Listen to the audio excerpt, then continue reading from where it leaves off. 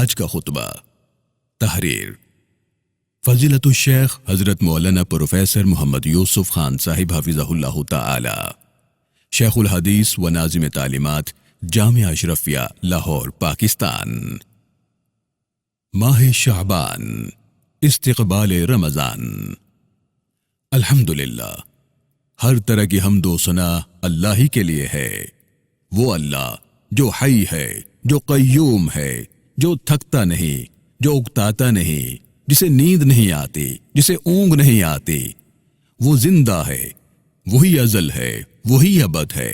جنت بھی اس کی، جہنم بھی اس کی. وہی ہے جس نے انسانیت کی رشد و ہدایت کے لیے بے شمار انبیاء اور رسل مبعوث فرمائے. میں گواہی دیتا ہوں کہ اللہ کے سوا کوئی الہ نہیں. وہ اکیلا ہے، اس کا کوئی شریک نہیں. میں یہ بھی گواہی دیتا ہوں کہ اس کے رسول محمد مصطفیٰ صلی اللہ علیہ وسلم اللہ کے بندے اور چنیدہ رسول اور نبی ہیں. اما بعد، حضرت انس رضی اللہ تعالیٰ عنہ سے روایت ہے کہ جب رجب کا مہینہ شروع ہوتا تو رسول اکرم صلی اللہ علیہ وسلم یہ دعا فرماتے: اللہم بارک لنا فی رجب و شعبان و بلغنا رمضان.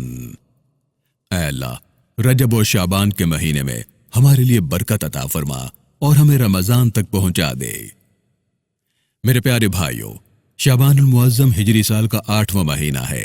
اس مہینے کی وجہ تسمیہ یعنی نام رکھنے کی وجہ شیخ عبدالحق محدث دہلوی رحمۃ اللہ علیہ نے اپنی مشہور تصنیف ما ثبت بسنہ میں حضرت انس رضی اللہ تعالیٰ عنہ کے حوالے سے یہ بیان فرمائی کہ اس مہینے کا نام شعبان اس لیے رکھا گیا کہ روزے دار کی نیکیوں کے ثواب میں درخت کی شاخوں کی طرح اضافہ ہو جاتا ہے.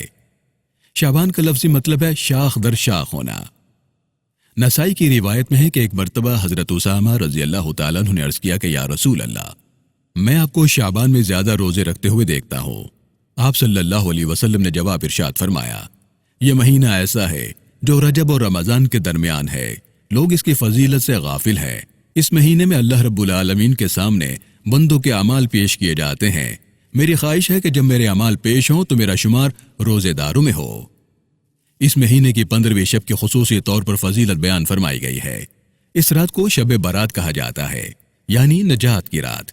ترمذی اور ابن ماجہ میں ہے کہ رسول اللہ صلی اللہ علیہ وسلم نے فرمایا: اللہ تعالیٰ شعبان کی 15ویں شب کو آسمان دنیا پر نزول فرماتا ہے اور قبیلہ کلب کی بکریوں کے بالوں کی تعداد سے بھی زیادہ گنہگاروں کی بخشش فرماتا ہے. مورخین لکھتے ہیں کہ قبیلہ کلب کے پاس تقریباً 20,000 بکریاں تھیں. اب یہ انسان کے ذہن سے بالاتر ہے کہ ان بکریوں کے بالوں کی تعداد متعین کر سکے. بیہقی میں ہے کہ رسول اللہ صلی اللہ علیہ وسلم نے ام المومنین سیدہ عائشہ صدیقہ رضی اللہ تعالیٰ عنہ کو مخاطب کرتے ہوئے فرمایا: اے عائشہ، کیا تمہیں معلوم ہے کہ شعبان کی اس 15ویں شب میں کیا ہوتا ہے؟ عرض کیا، فرمائیے کیا ہوتا ہے؟ آپ صلی اللہ علیہ وسلم نے فرمایا: اس رات میں یہ ہوتا ہے کہ جتنے پیدا ہونے والے ہیں وہ سب لکھ دیے جاتے ہیں اور جتنے مرنے والے ہیں وہ بھی لکھ دیے جاتے ہیں. اور اس رات میں سب بندوں کے اعمال اٹھائے جاتے ہیں اور اسی رات میں لوگوں کی مقررہ روزی اترتی ہے.